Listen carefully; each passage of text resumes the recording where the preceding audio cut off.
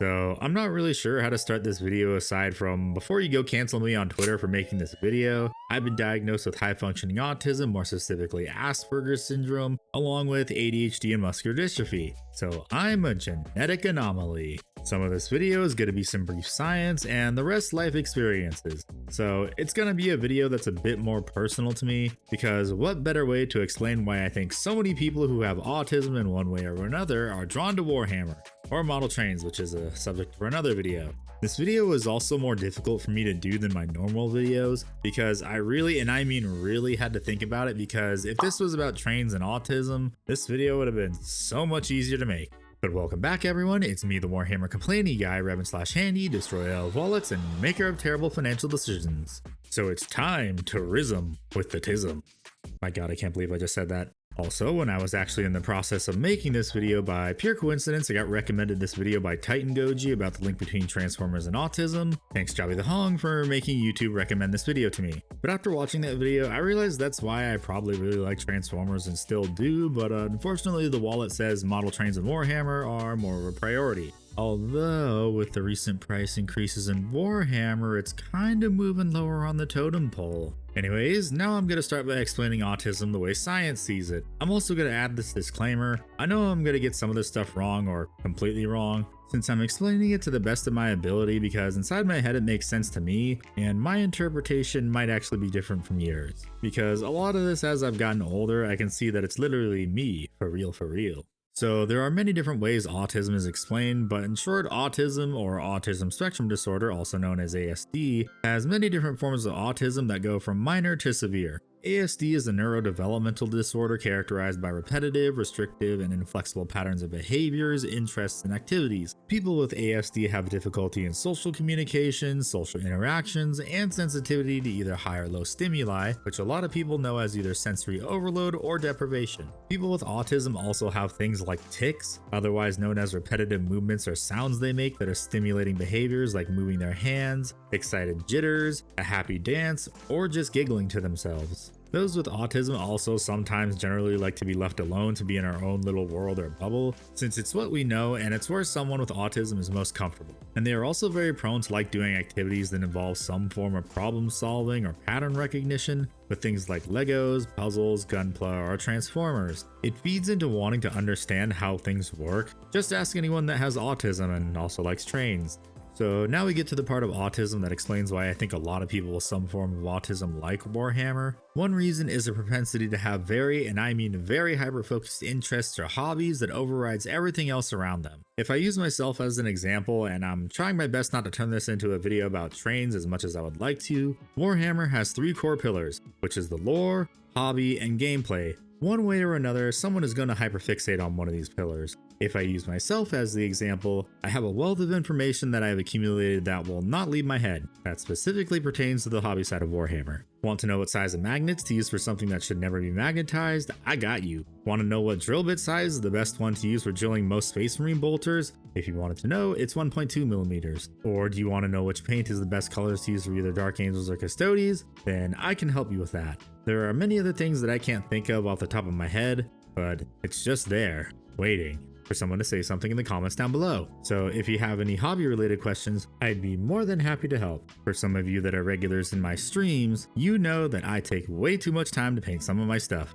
because I want it all to be relatively painted to the same standard. So that basic bitch Space Marine is going to be painted to the same standard as an HQ or Dreadnought. So even though I did the basic explanation for autism, I figured I should go into some of the aspects of Asperger's, which is what I have. One of those aspects is the way of thinking. For people with Asperger's, we have a very rigid way of thinking. We usually see things in only one way, or we are very concrete and literal. So for things like painting, for me, all of my stuff has to look the same or as close to as possible, since these things are all the same CAD model with some minor differences. So I know I can paint these things to look nearly the same, but they're slightly different. It's the same for how everyone paints their army. No two armies are going to be the same. This kinda also leans into how Warhammer uses colors to convey familiarity. You can usually tell which Space Marine faction someone is playing just based off of its primary color. Like how the blue will always be the Ultra Smurfs, the sickly green, the Death Guard, the blood red of the Blood Angels or World Eaters,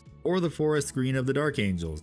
Okay, unless you paint them as their Horus Heresy colors, and everyone thinks you're playing Death Watch or Black Templars because they know nothing about the Horus Heresy. But the only real difference between two of the same armies painted by two separate hobbyists is the painting techniques, customization, and the amount of heart sunk into the models. Because at the end of the day, these models are a reflection of who we are as a hobbyist.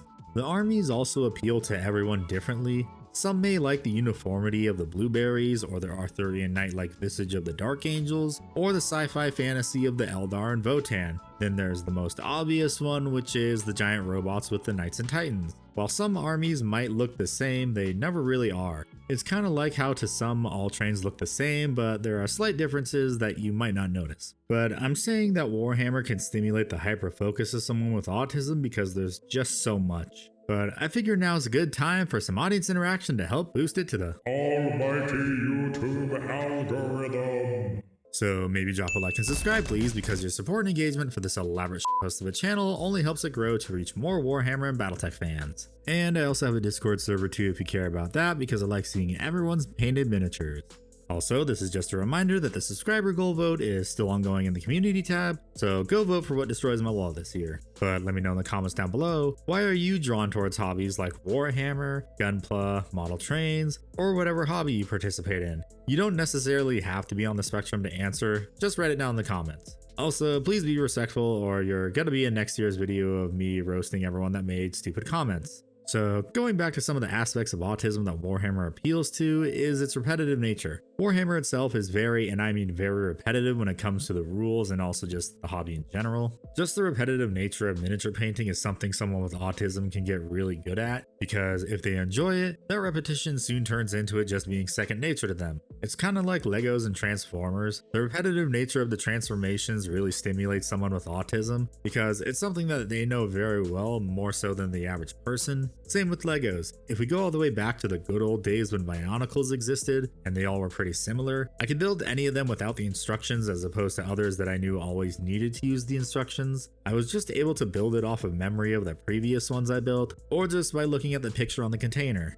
Bionicle was honestly just magical, and it's a damn shame that it got canned, brought back, and then canned again, but Warhammer is repetitive by design to some degree. For example, we all come up with a workflow for how miniatures are painted and assembled. My workflow has always been sub-assemble, paint base coats for normal paints and metallics, do some touch-ups, wash, and then highlighting to various degrees. It's pretty much become a routine for me at this point, and I don't like skipping it like some painters do. Then for stimulating behaviors, I can't really think of anything I find stimulating about Warhammer other than the joy I feel for days after finishing a project. I will often just stand in front of my display cases multiple times throughout the day admiring what I've just completed, or just past projects and the model train shelf. I'm not going to stop talking about model trains anytime soon, since I'm also working on a video for how to combine the two, but it honestly makes me feel happy, and it's one of the reasons I enjoy painting more now than I have actually playing the game. But what I believe are some of the best aspects of Warhammer for people with autism is that it creates a routine for us and it helps with social interaction and communication. I'm not gonna lie, I've always had some sort of routine that I hate when it gets interrupted. Back when I was still getting edumacated back in ancient times, I always had a routine of go to school, do homework the day I get it, study if I had exams, and then goof off and play video games. Nowadays, my routine is wake up, work on the channel, stare at my display cases, maybe write down some video ideas, stream, and then go to sleep, also eating at various times of the day. All the while suffering trying to find a job and hearing nothing back. If there's an interruption in this routine, I stress and think, should I stream? Do I have enough time to finish my videos since I post every 2 weeks? But I've learned to adjust and I'm doing a lot better. Now, if I'm gonna be honest, before Warhammer I was not a very social butterfly, and to be honest, I feel like I'm not really one still because I like being left to my own devices. But I have gotten better at being more social thanks to Warhammer, because it's a great vehicle for those with some form of autism to get better at communication and social interaction. Now, if we go back to ancient times, I used to go to class and join the Go Home Club, so I didn't exactly socialize with classmates that much, but since I started Warhammer, I've made many wonderful friends like Ickbard, Doom, Rhinos, OG Revenus, Bart McButtface aka Matt, and the boys of the Gang Gang server from the Dice Check days. I also interact with the of regulars of my own Discord server playing Marvel Rivals or just hanging in a call, I feel like Warhammer is a great hobby to have for someone with autism because Warhammer is a very social hobby. You have to talk with others when playing the game itself, discussing lore and painting techniques, because Warhammer is this giant hodgepodge of multiple hobbies all rolled into one chaotic and expensive package. I feel like Warhammer attracts people with autism because it covers most, if not all, the aspects of autism, whether it be a hyper-focused interest, its repetitive nature, or just helping those that may struggle with social interaction. So if I'm gonna be honest, if it wasn't for Warhammer, I probably wouldn't have made a YouTube channel or grown to be the person I am today. So Warhammer, I just wanted to say thank you. And please, for the love of God, lower your prices because we funded that second factory. Anyways, thanks for watching the video. Don't forget all the basic YouTube stuff, like, comment, subscribe, and maybe become a channel member too if you want to help this elaborate post of a channel. So I have to go make more terrible financial decisions, so I'll see you on the next video, and remember, being poor is a choice.